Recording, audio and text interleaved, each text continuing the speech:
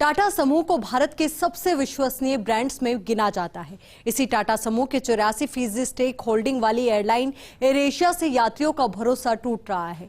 Jaipur airport पर यह airline in दिनों सबसे अधिक अनियमित चल रही है। पिछले 3 महीनों में फ्लाइट संचालन के डेटा इस बात के गवाह हैं। एयर एशिया की फ्लाइट्स जयपुर से कभी भी रद्द कर दी जाती है। क्यों हो रहा है ऐसा और क्या है पूरा मामला, देखिए फर्स्ट इंडिया न्यूज की एक्सक्लूसिव रिपोर्ट। जयपुर अंतर्राष्ट्रीय एयरपोर्ट पर इन दिनों यात्रियों को बड़ी परेशानी झेलनी पड़ रही है। कुछ एयरलाइंस अचानक फ्लाइट रद्द कर रही है। इसके पीछे प्रमुख कारण कम यात्री भार का ही होता है। फ्लाइट रद्द करने के मामले में सबसे ज्यादा खराब स्थिति एयर एशिया एयरलाइन की है। पिछले कुछ समय में जयपुर एयरपोर्ट पर सबसे ज्यादा एयर एशिया की फ्लाइट्स अनियमित रही। पिछले 3 महीनों में एयर एशिया की फ्लाइट्स का संचालन सबसे ज्यादा खराब रहा।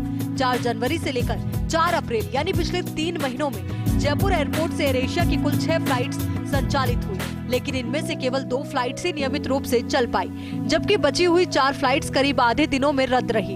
एयर एशिया की मनमर्जी से यात्री परेशान। जयपुर से मुंबई की फ्लाइट I-5942 का संचालन अनियमित। पिछले 3 महीनों में 23 दिन रद्द हुई फ्लाइट्स। 24 जनवरी से 10 फरवरी, 27 मार्च, 29 से 31 मार्च, 4 अप्रैल को रद्द हुई फ्लाइट्स। एयर एशिया की जयपुर से चेन्नई फ्लाइट I-5229 की सबसे बुरी स्थिति। पिछले 90 दिनों में 44 दिन हुई रद्द। 7 जनवरी से 11 फरवरी, 14 मार्च, 18 मार्च, 20 मार्च, 22 से 26 मार्च तक रद्द। 27 मार्च से समर स्केड्यूल में फ्लाइट एक भी दिन नहीं चली। जयपुर से मुंबई फ्लाइट I-5679 का संचालन बदहाल।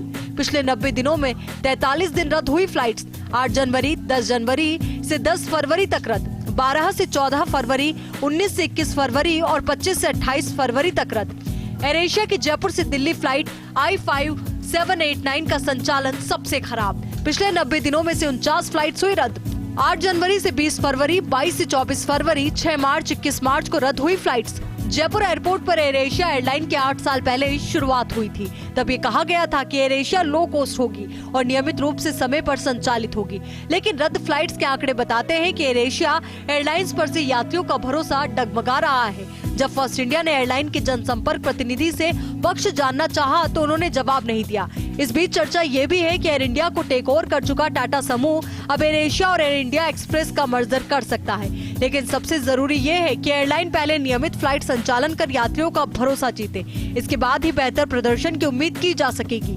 Kashiram Chaudhary, first India news, Jaipur.